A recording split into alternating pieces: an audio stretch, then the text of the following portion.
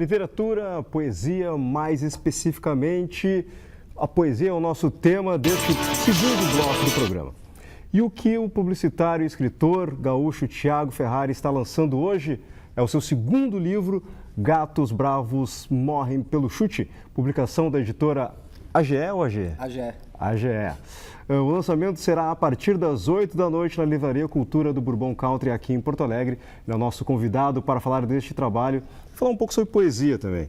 Bom, um trabalho, a capa está sensacional e o título também, eu acho ele ilustra muito do que né? Tu trazes dentro desse livro. Que é, como a gente estava conversando, um livro para ti até complicado de falar sobre ele, né? Que foi um processo bem intenso de criação, ou seja, um processo de vida intenso, né? Que compilou nesse livro, né? Eu escrevi após o término de um relacionamento, né? E eu acho que existe uma fase após o término de um relacionamento que a pessoa naturalmente não fica muito bem, né? Por quê? Vários motivos. É o fim, não é só perder uma pessoa, mas é o fim de algo que tu acreditava, de algo que tu havia construído. Então, nesse processo eu usei a escrita como uma defesa, que é uma defesa natural minha, digamos assim, né? Eu escrevo para desabafar, para exorcizar meus fantasmas, é uma coisa mais ou menos como uma terapia, né?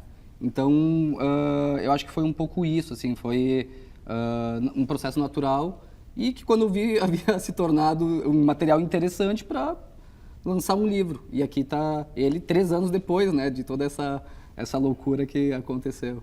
Bom, e tu é publicitário de formação, de profissão, né? Sim. E como que a poesia, como o gênero poesia tu acabou... Eu sou redator publicitário, assim, de origem, né? Hoje eu sou empresário, tenho 2 empresas, mas eu sempre escrevi muito.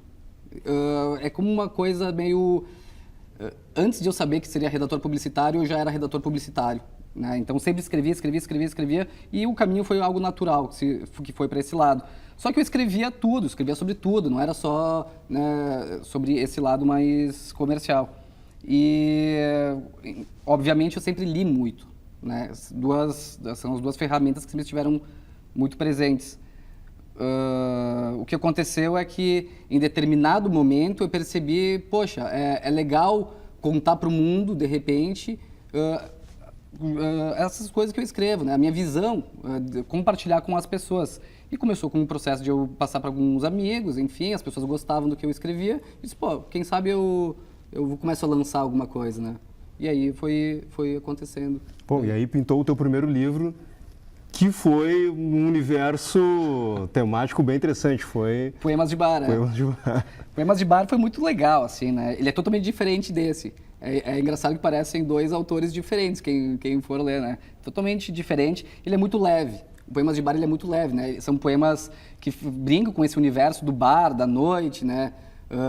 Que existem situações muito engraçadas e situações também um pouco embaraçosas que acontecem. Então, ele é muito leve e foi muito legal. Ele foi muito legal, assim. Ele foi, digamos, um projeto que me fez criar o gosto realmente para seguir nessa carreira paralela, né? Eu tenho minha carreira profissional e tenho esse hobby que agora virou sério. Já é o segundo livro e daqui a pouco acho que vai continuar rolando.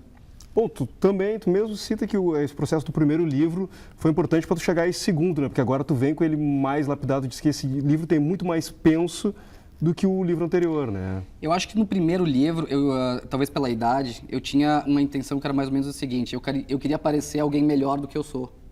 Eu queria parecer um sujeito mais interessante do que eu acho que eu realmente sou. Então, ele era um pouco forçado. Ele não era muito puro. Enquanto que eu acho que esse segundo livro, ele é despretensioso. Inclusive, eu demonstro minhas fraquezas aqui. Eu conto as minhas fraquezas, elas estão ali. Eu não tenho a pretensão de ser um super-herói, alguém realmente melhor. Eu tenho a pretensão de ser verdadeiro. Eu acho que isso é bacana, assim. O prazer de demonstrar ser quem realmente tu é. Sem lentes de aumento, sem nenhum superlativo.